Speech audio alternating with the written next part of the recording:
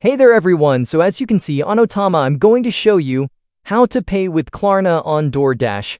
It's really simple and it gives you some flexible payment option. So make sure to stick around. So without further ado, let's get started.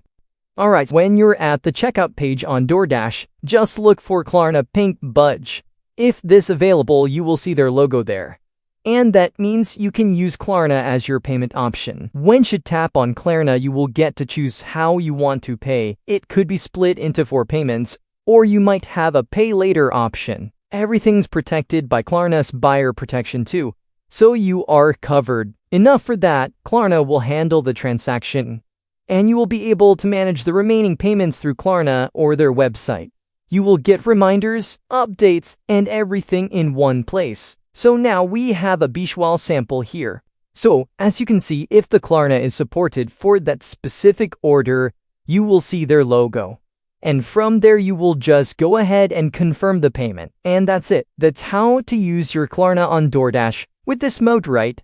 So let me know in the comment if Klarna show up in your order. And if not, it's probably just means it's not supported for that restaurant yet. So thanks for watching, and I will see you in the next one.